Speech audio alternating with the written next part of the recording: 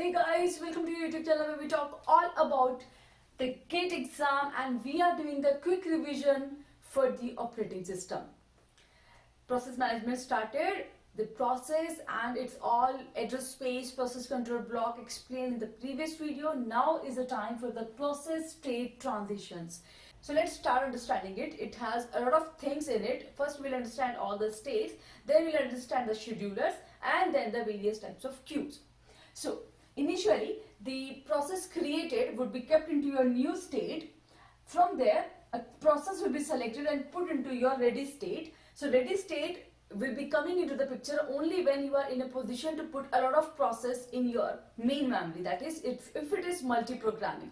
If it is a uni-program, whatever process is available to get executed immediately placed onto the running. So if it is uni-programming system, this state is not going to be there. Alright, so we created the process, we kept into the ready queue to get executed. From the ready queue, the scheduler will dispatch it on the CPU. So running is showing nothing, but then this is showing your CPU. This is your CPU. So process gets selected, gets run. Whenever the process is complete, it gets terminated, and that is known as terminate state. So it was quite simple. Process created, put into the ready state. Process scheduled for execution, put into the running state. Process complete, put into the terminate state.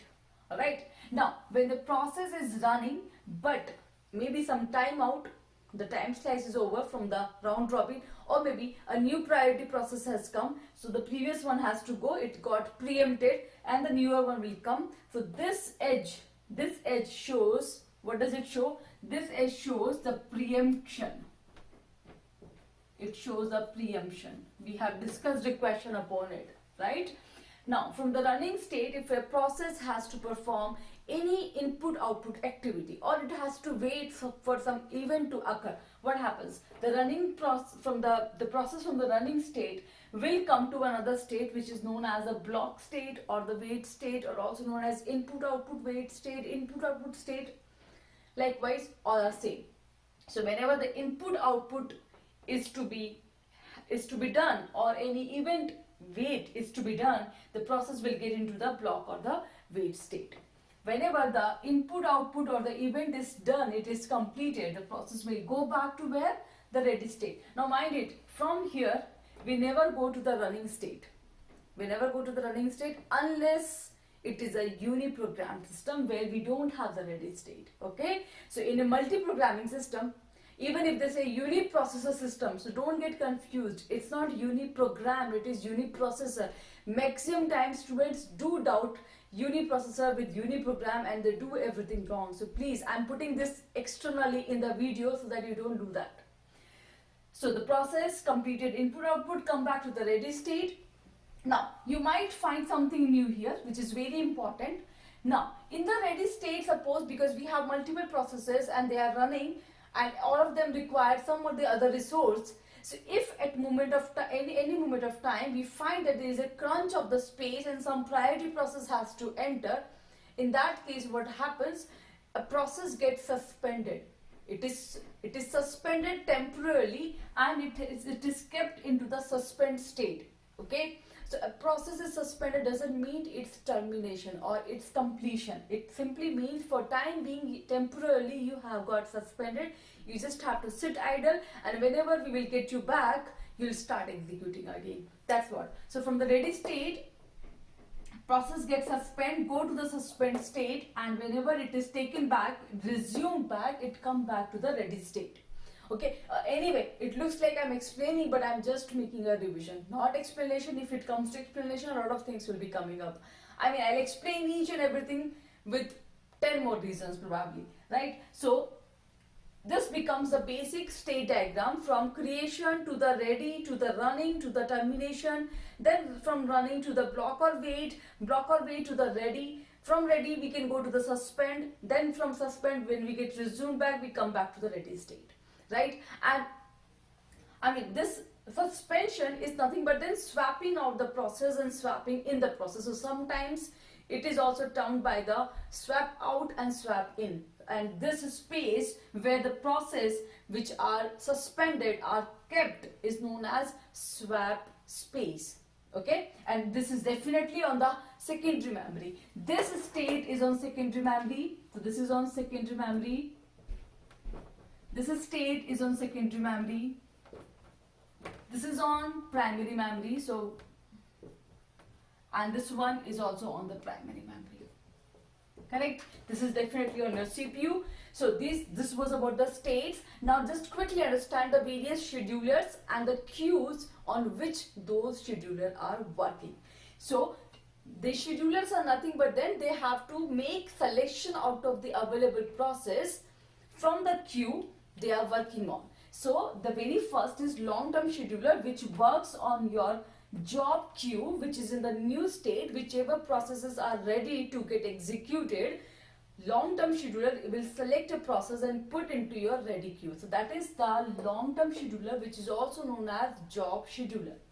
This works here and it picks a process from this queue, which is known as job queue. So all the process like P1, P2, P3 will be sitting here. So P1, P2, P3, whichever are ready will be sitting here in a queue form, connected from each other, and it will select a process from here and put into the ready queue.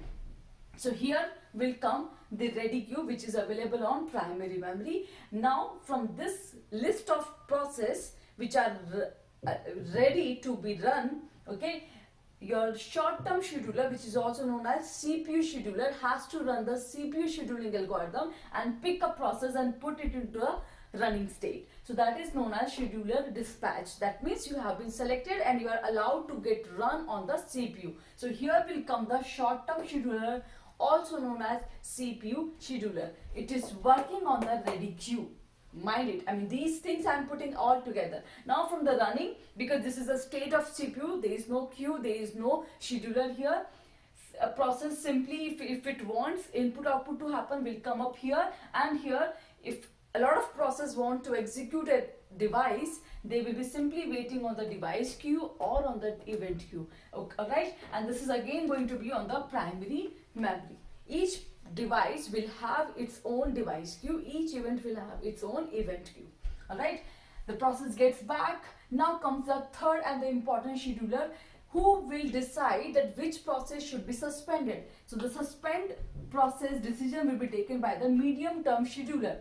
This is another type of scheduler which picks a process from the ready queue and it says temporarily I am going to suspend you. So it will pick up a process from here and it will suspend, and the suspend queue will be produced on your secondary memory. Of course we want to create extra space on the primary memory. So if at all we are suspending somebody, where we are going to keep it? We are going to keep it in the secondary memory, not in the primary, because we want to create a space right there, right? So then we suspend and it comes to the secondary memory, then it is taken back by the medium term scheduler only and resumed back to the ready queue. So that becomes your entire process state transition diagram along with the schedulers and the various queues. Now you see the important terms here is, I mean there are certain type of questions. Who is responsible for controlling the degree of multiprogramming? The degree of multiprogramming is nothing but the number of processes we can have in the ready queue or in the main memory, multiprogramming, correct? So who is responsible for controlling, who is putting the process into the ready queue or in the main memory? Long-term scheduler. So this is a fellow who makes selection of the process and it tries to find out the selection of process in such a manner that I should get CPU bound process as well as input output bound process, correct? And accordingly, accordingly it will take the process and put into the ready queue. So this is the fellow who is responsible for controlling the degree of multiprogramming. It's a very frequent question to be asked, right? And another question comes, who is responsible for decreasing the degree of multiprogramming? So the work of decrease, who is doing that work? MTS, medium term scheduler. By suspending a process, it simply decrease the degree of multiprogramming. Suppose you have 10 process, it suspend 5 process.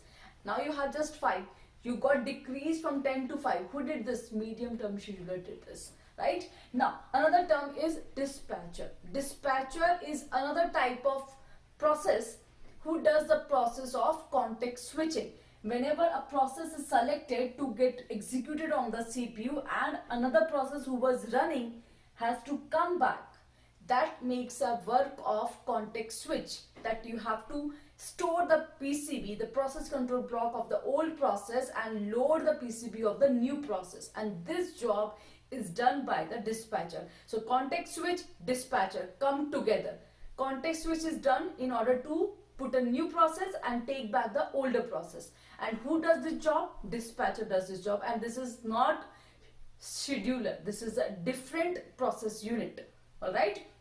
So this is complete about the process state transition diagram. If at all you have any doubt, you can ask me in the comment section. I'm going to come in the next video with the questions which have been asked from this part. All right. See you very soon. Till then, bye-bye.